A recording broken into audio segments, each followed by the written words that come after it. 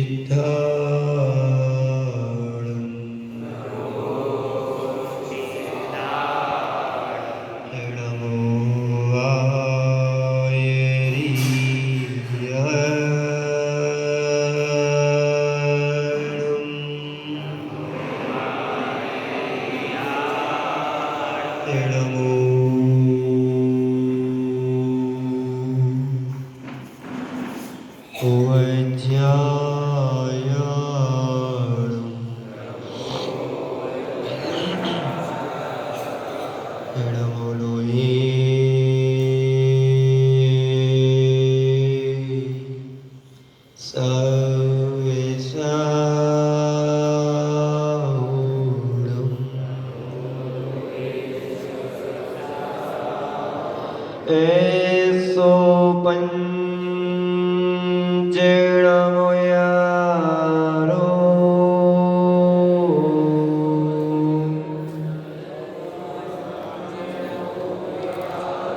सब पापड़सिड़ो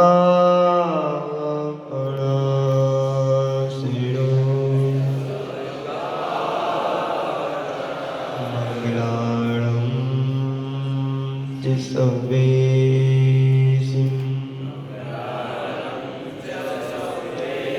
एवं होई मंगलम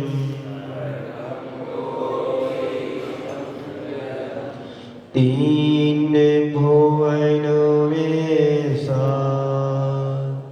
वीतराग विज्ञान शिव स्वरूप शिविका नमः त्रियोग समारूपे। प्रिय पंच परमेष्टि भगवान की, देवादिदेव भगवान महावीर स्वामी की, देवादिदेव श्री मूल नायक अजितनाथ भगवान की, अहिंसा परमो धर्म की, परम पूज्य आचार्य गुरुवर श्री विद्यासागर जी महाराज की।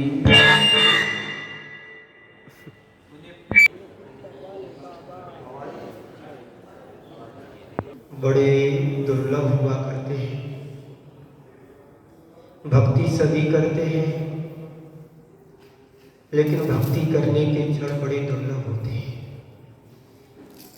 इस संसार की आपाधापी में व्यक्ति सबके लिए सब कुछ करता है, पर निज के लिए हम कितना अपने लिए कर पाते हैं, सोचने और विचारने की बात है। हम सबका बड़ा पुण्य है, बड़े भाग्यशाली जीवों में गिनती आती है कि हमने भगवान महावीर को नहीं देखा, हमने ऋषभदेव को नहीं देखा, और हमने जिस नगरी पे हम बैठे जब उस कुमार को भी नहीं देखा। लेकिन इतना हमारा पुण्य अवश्य है कि उनके शासन काल में हमको जन्म लेने का अवसर प्राप्त हुआ। बड़े सौभाग्यशाली है। कहीं हमारा छठवें काल में जन्म होता तो हम ये भी नहीं देख पाते, नहीं सुन पाते, कोई बात नहीं। लेकिन इतना पुण्य लेकर के तो हम आए, भगवान महावीर के को तो नहीं देखा, लेकिन विद्यासागर के शासन काल में हमने जन्म लिया। ये हमारा सबसे बड़ा सौभाग्य की बात है। हमारे आचार्यों ने कहा है, एकापि समर्थेन भक्ति निवारय पुण्यानि च पूरयितुं दान्तो मुक्ति श्रियं कृष्णः। भगवान की भक्ति, जिनेंद्र देव की भक्ति जो आप सिद्धों की आराधना करने जा रहे हैं, कर रहे हैं, वो सिद्ध भगवान जो इस संसार में हमारे और तुम्हारी तरह जन्म लेकर के उन्होंने जीवन को जिया, लेकिन कर्मों का क्षय करके वो सिद्ध बन गए और हम उन सिद्धों की आराधना निरंतर कर रहे हैं। ऐसे सिद्ध प्रभु की आराधना जो करता है फिर वो सिद्ध स्वयं बनने की तैयारी करके सिद्ध बन जाता है। हम मोक्ष मार्ग पर चलते हैं तो मोक्ष हमारे लिए मिलेगा, और जो मोक्ष मार्ग पर नहीं चल पा रहा है, नहीं चल रहा है, उनको क्या मिलेगा? आप जब कहीं जाते हैं, घर में बैठे रहे हो, गाना गाते रहे, मुझे शिखर जी जाना, शिखर जी जाना, शिखर जी जाना, तो शिखर जी पहुंच जाओगे? बोलो छाबड़ा जी नहीं पहुंचेंगे। जब तक उस मार्ग पर हम चलेंगे नहीं तो मंजिल हमें मिलेगी कैसे? वो मार्ग पर चलेंगे तो मंजिल मिलेगी। आज मोक्ष नहीं है पर मोक्ष मार्ग है, और जब हम मोक्ष मार्ग पर आगे बढ़ेंगे तो मोक्ष हमें कभी ना कभी तो अवश्य मिलेगी। तो सिद्ध बनने के लिए हम सिद्ध चक्र महामंडल विधान की आराधना करते, सिद्धों की आराधना करते हैं। पर आचार्य कहते हैं, संत कहते हैं, तुम सिद्ध बनो न बनो, लेकिन धर्म ध्यान करते हुए धर्मात्मा बन जाना, तुम्हारा काम सिद्ध हो जाएगा। जो धर्म चक्र में प्रवेश करता है वही सिद्ध चक्र की भूमि में प्रवेश कर पाता है। अभी आपने धर्म किया नहीं, धर्म ध्यान किया नहीं, सिद्धों की आराधना करो तो कैसे सिद्ध बन पाओगे? कोई KG1 में इसने एडमिशन लिया तो एमए की चर्चा करेंगे तो क्या कर पाएगा? नहीं कर पाएगा। तो जिनेन्द्र भगवान की भक्ति, अरिहंत भगवान की भक्ति, प्रभु की भक्ति हमें क्या करती है? एकमात्र समर्थ है जो हमारे लिए दुर्गति निवारित, यानी दुर्गति से निकाल करके सदगति का पात्र बना देती है। पुण्य को प्राप्त कराने वाली भक्ति है, सदगति का पात्र बनाने वाली भक्ति है। इस सिद्धों की आराधना कराने वाली भक्ति है। वो कौन सी भक्ति है? सिद्धों की आराधना कराने वाली भक्ति, हमें सिद्ध बनाने वाली भक्ति है। और दान तो मुक्ति से, यानी मुक्ति को प्राप्त कराने वाली है। ऐसी सिद्धों की आराधना आप सभी बड़े उत्साह के साथ, उमंग के साथ, हर्षोल्लास के साथ कर रहे हैं। आज अष्टांगा का अंतिम दिवस है। इस अंतिम दिवस में आपको पूरी ताकत लगाना है कि हे प्रभु, आप तो सिद्ध बन चुके हैं, हम कब शुद्ध बनेंगे? ध्यान से सुनना, सिद्ध तो हम भी नहीं बनेंगे आज, और आपको तो बनना ही नहीं। लेकिन सिद्ध बनने के पहले हमें शुद्ध बनने की आवश्यकता है। जो प्रभु की भक्ति आराधना करता है वो शुद्ध बनेगा, और जिस दिन शुद्ध बन जाएगा उन्हें सिद्ध बनने की लाइन में लग जाएगा। ताली बजाने से क्या होगा? प्रभु की आराधना करने से जीवन को पवित्र करना है, जीवन को पुण्यशाली बनाना है। पुण्य के कृत करोगे, पुण्य के काम करोगे, जीवन पुण्यशाली बनेगा। और जब जीवन में पुण्य जुड़ेगा तो हमारा जीवन शुद्धता को भी प्राप्त होगा। आज कल शाम को मेरा यहाँ पर आना हुआ, कमेटी के सारे लोग, छाबड़ा जी और जो भी हमें नाम किसी का पता नहीं। अब छाबड़ा जी को बार बार इसलिए मैं ले लेता हूँ क्योंकि जो 8-10 साल से परिचय में है, इनकी बेटी मध्य प्रदेश में दी हुई है, और वहाँ का परिवार 30-40 वर्ष से मराठियों के साथ जुड़ा हुआ। वो उनकी बेटी आती रही तो उसने फोन लगाया, पापा जी को जाओ, महाराज जी आ रहे हैं, मिल करके आओ। कल भी आए और आज भी आए हुए हैं, इसलिए उनका नाम ले लेता हूँ। वैसे सभी हमारे लिए छाबड़ा जी ही हैं। हम एक ही चश्मे से देखते हैं, सबको एक ही नजर से देखते हैं। जिसकी जैसी छवि होती वो हमें झलक जाती है, तो हम एक ही चश्मे से काम करते हैं। 2 चश्मे का काम नहीं करते हैं, और 2 नंबर का नहीं, नंबर 1 का काम होना चाहिए हमारे जीवन में। यदि हम भगवान की भक्ति कर रहे हैं, सच्ची श्रद्धा और हृदय से भक्ति करेंगे, निश्चय हमारे जीवन में परिवर्तन आएगा। इस संसार में 2 तरह के व्यक्ति होते हैं, एक ज्ञानी होता है, एक अज्ञानी होता है। ज्ञानी वह होता है जो एक उच्छ्वास मात्र में कर्मों का क्षय कर लेता है 3 बुद्धियों के माध्यम से। जब अन्नानी कवेती भव सहस्र कोटि, तब ज्ञानी उच्छ्वास मात्र में एक अज्ञानी जितने कर्मों को करोड़ों वर्षों में जितने कर्मों को क्षय करता है, एक ज्ञानी तिगुप्ती 3 गुप्तियों के माध्यम से उच्छ्वास मात्र में उतने कर्मों का क्षय कर देता है।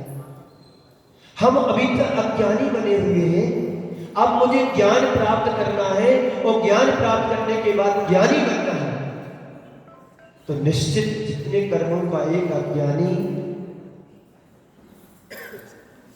जितने समय में करोड़ों वर्षों में क्षय करता है, ज्ञानी 3 गुप्तियों के माध्यम से उच्छ्वास मात्र में आचार्य कुंद देव कह रहे हैं क्षय कर लेता है। इसके लिए आचार्य प्रवचन सार में आचार्य कुंद देव ने कहा है,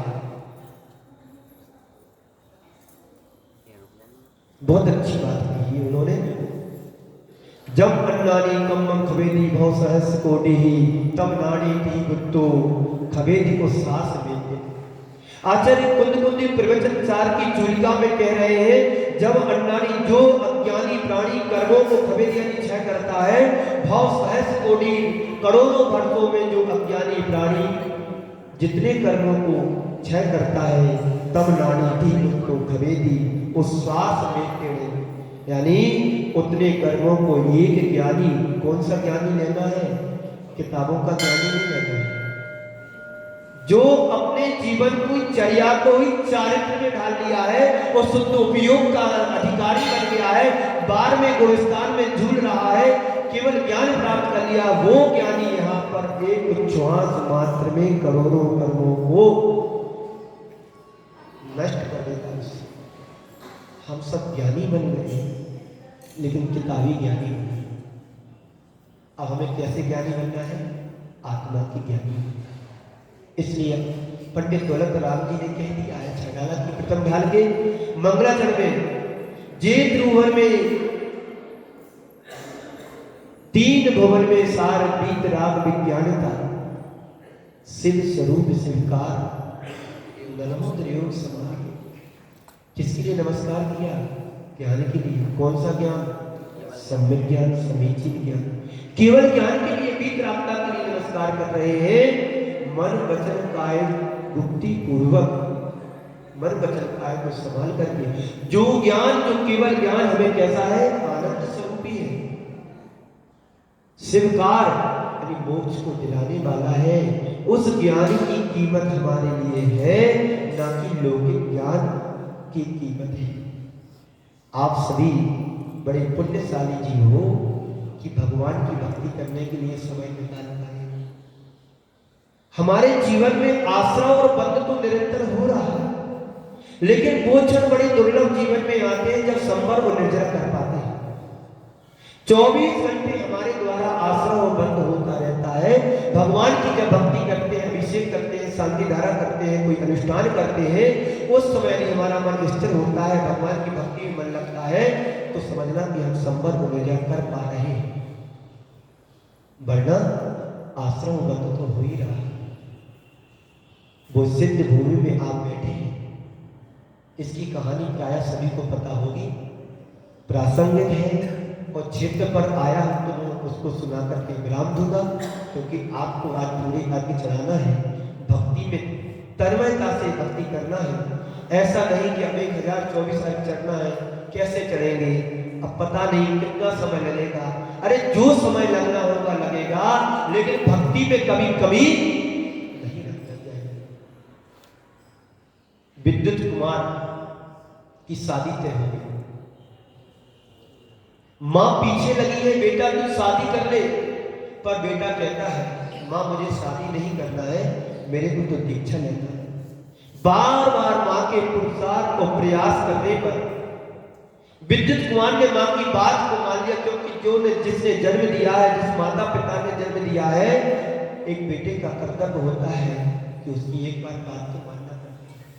जब मैं दीक्षा लेने गया तो मेरे पिताजी ने बहुत मना किया कि तू घर में रह, घर में धर्म ध्यान कर, दीक्षा मत ले, पर मैंने उनको झूठ बोल दिया कि मैं दीक्षा नहीं लूंगा, गुरुदेव ने बुलाया है तो मैं जा रहा हूं, पर दीक्षा होगी तो नहीं लूंगा। पता था मेरे को कि दीक्षा होना इसी शर्त में घर भेजा है कि अपने घर के काम को जो बाकी है, जो बाद में नहीं कर पाते, वो करके आ जाओ। तो मैं गया घर, वापस आ गया बोल करके कि दीक्षा नहीं हुई।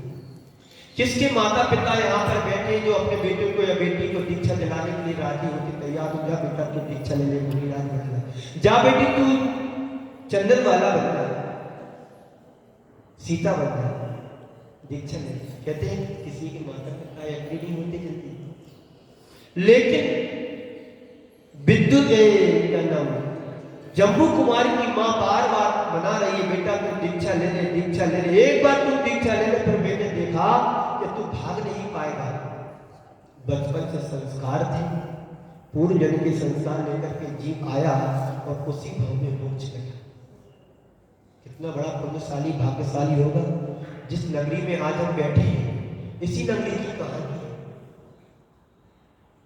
वो क्षण कैसे रहे होंगे जिसकी शादी मां ने कर दी 7 कन्याओं से।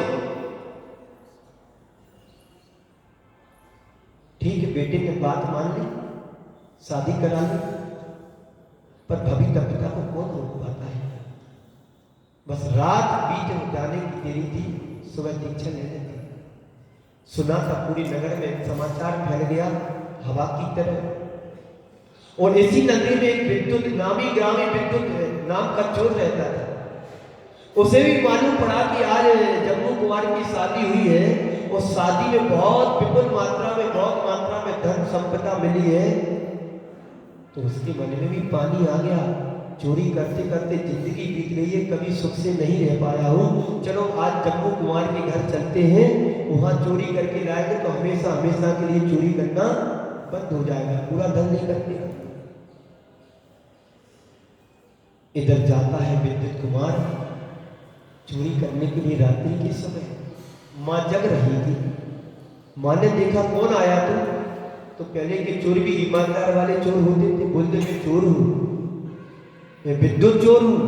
अच्छा तो चोरी करने आया, कोई बात नहीं, चोरी करने की जरूरत नहीं तुम्हारे लिए, पर मेरा एक काम कर दे। मां कहती है, बोले क्या? जो तुम ले जाना चाहो ले जाना, पर मेरा एक काम कर दे। मेरा बेटा मान नहीं रहा है, सुबह दीक्षा लेने जाने वाला है, आप उसको मना लो, ये दीक्षा लेने ना जाए, अपनी पत्नियों में रत हो जाए। पत्नियां जम्बू कुमार को मना रही हैं हाव भाव विलासता के साथ में। मेरा पति मेरे हाव भाव विलासता में रम जाए।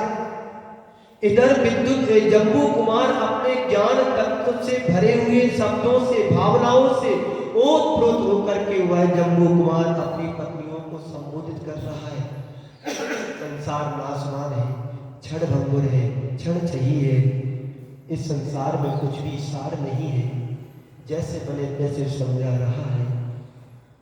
विद्युत कुमार जहां पर जम्बू कुमारों की पत्नियां थी, जिस महल में, अंदर तो नहीं पहुंच पाया, लेकिन झरोखे में से झांक करके देख रहा था कि उनकी वार्ता को सुन रहा था।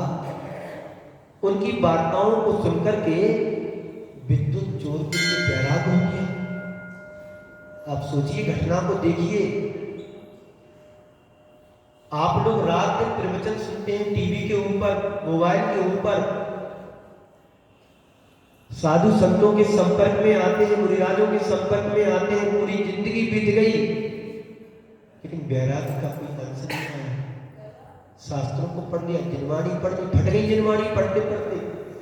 भगवान का प्रचार करते करते भगवान घिस गए और छन्ने फट गए, पर हमारे अंदर वैराग्य नहीं आया। उम्र का बहुभाग निकल गया, जवानी का बुढ़ापा आ गया, फिर भी हम वहीं के वहीं मोह में आसक्त इतने हो गए कि शरीर तो क्षीण हो रहा है, शरीर का परिवर्तन हो गया है, पर भावनाओं में परिवर्तन नहीं है। और उस विद्युत कुमार ने जम्बू कुमार उनकी पत्नियों की वार्ता को सुना। वो अपने हाव भाव विलासता से पूर्ण शब्दों को बाण चला रही है। इधर जम्बू कुमार अपने वैराग्यप्रद बातों से उनको समझा रहा है।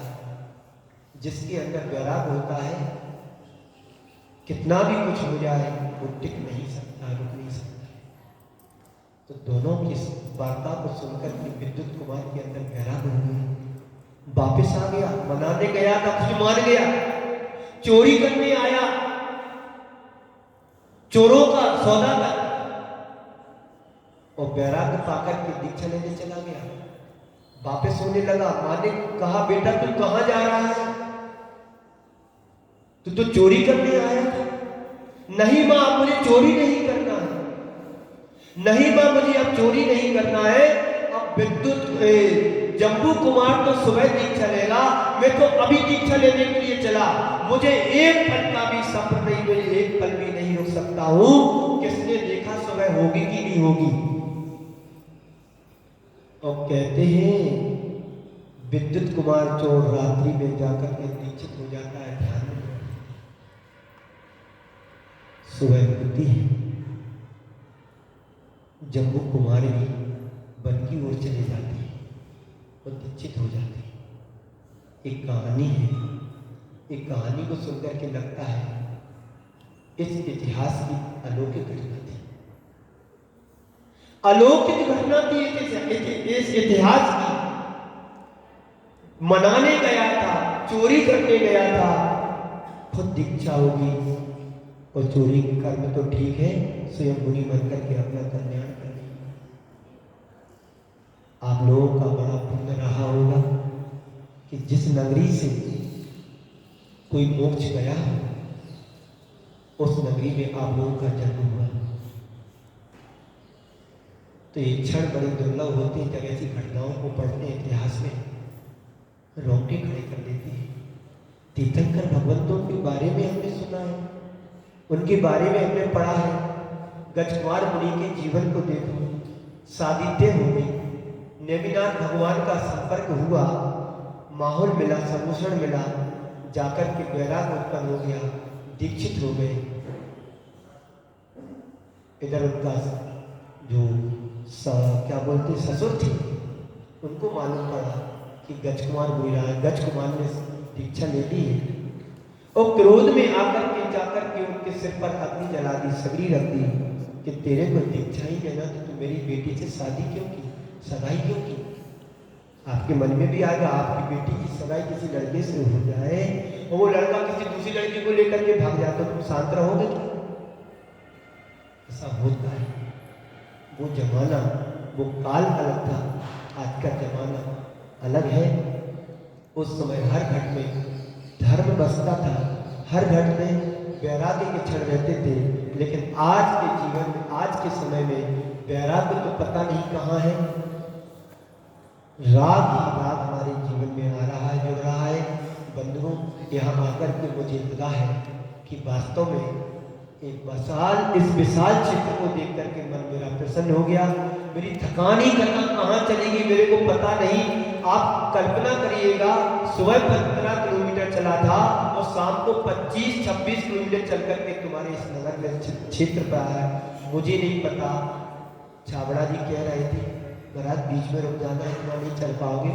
मैंने उनसे यही कहा था, और भी सभी साथी लोग थे कि लक्ष्य तो मेरा पूरा चलने का है, यदि अनुकूलता नहीं तो बीच में देख लूँगा, पर जो ठान लिया था पूरा हो गया। 25-26 किलोमीटर चल कर के आए, और मुझे नहीं पता मैं चल कर के नहीं आया हूँ, बाबा ने चल कर के बुलाया है। इनके चरणों की रंग आकर के मेरा जीवन धन्य हो गया। और पहली बार इस इलाके में मेरा आना हुआ, मथुरा नगरी। आप लोग निर्माण कांड में पढ़ते हैं जम्बू स्वामी की निर्माण, वो नगरी जिस नगरी में आप लोगों ने जन्म लिया और हम दर्शन करके धन्य जीवन को कर लिया। भगवान की भक्ति निरंतर करते रहे। भक्ति के क्षण बड़े दुर्लभ होते हैं। ये भक्ति बाहर से नहीं होना चाहिए, भीतर से होना चाहिए। भगवान की भक्ति से जीवन में परिवर्तन आए। बाहर से तो बहुत परिवर्तन आ चुका है। कोई 70 साल का हो गया, कोई 80 साल का हो गया, कोई 75 साल का हो गया, कोई अभी जवानी में आ रहा है, कोई किसी का जवानी का बुढ़ापा आ गया है। मैं चाहता हूँ बाहर का परिवर्तन होता रहता है, सहयोग बनते हैं, बिगड़ते हैं, अनुकूलताएं बनती हैं, बिगड़ती हैं, सहयोग जुड़ते हैं, बिछुड़ते हैं, लेकिन अंदर यदि हमारी भक्ति से जीवन में परिवर्तन आ गया तो निश्चित मान करके चलिएगा ये भक्ति हमारी सार्थक होगी, जीवन धन्य होगा। जिस भूमि से किसी जमाने में कोई आत्मा सिद्ध बनी होगी वो कितनी पावन भूमि रही होगी। इस भूमि को रज को माथे पर लगा लो तो हमारा जीवन भी धन्य हो जाएगा, हम भी मुक्ति के अधिकारी बने। इसलिए कहा गया है वंदे तद्गुण लब्धे। हे भगवान, आपके गुणों को प्राप्त करने के लिए मैं आपके चरणों में आता हूँ, आपकी भक्ति करने के लिए आता हूँ कि जैसे आप हो वैसा मैं भी बनूं।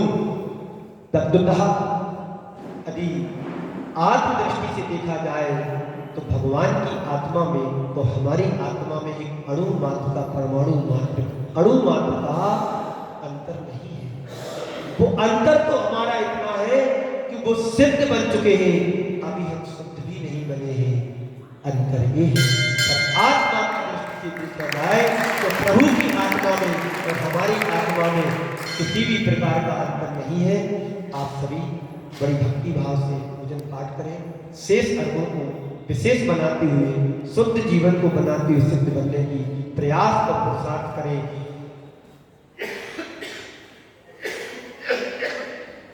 यदि योग बना है तो योग का प्रयोग करना। योग बना है, मनुष्य जीवन मिला है, मानव जीवन मिला है, जैन कुल मिला है, एक तुम्हारा बड़ा पुण्य का योग था। अब योग पाकर के जीवन का प्रयोग तुम्हें करना है, अच्छी गति देना है, सत् कार्यों को करना है। इसी तरह का अनुष्ठान करते रहेंगे, एक दिन तुम्हारा जीवन धन्य होगा, जीवन में कल्याण होगा। इसी मंगल पुनीत भावना के साथ इन 4 पंक्तियों के साथ विराम देता हूं। आंखों में अगर अरमान हो तो जहान तुमसे दूर नहीं, आंखों में अगर अरमान हो तो जहान तुमसे दूर नहीं, और पांखों में अगर उड़ान हो तो आसमान तुमसे दूर नहीं। आंखों में अगर अरमान हो तो जहान तुमसे दूर नहीं, पांखों में अगर उड़ान हो तो आसमान तुमसे दूर नहीं। मंदिर की शिखर पर बैठ करके पक्षी ने गीत गाया, मंदिर की शिखर पर बैठ करके पक्षी ने गीत गाया। श्रद्धा में तुम्हारी जान हो तो भगवान तुमसे दूर नहीं, श्रद्धा में तुम्हारी जान हो तो प्रभु तुमसे दूर नहीं, और श्रद्धा में तुम्हारी जान हो तो गुरुवर तुमसे दूर नहीं। बस मैं यही आप सबसे कहना चाहता हूँ कि निरंतर भगवान की भक्ति आराधना करते रहे, जिससे हमारे जीवन शुद्धता से जुड़े और फिर विशुद्ध बने। इसी मंगल भावना के साथ धर्म चक्र में प्रवेश करो, कर्म चक्र छूटेगा और सिद्ध चक्रों की आराधना होगी तो जीवन सिद्ध बनेगा। बोलिए परम पूज्य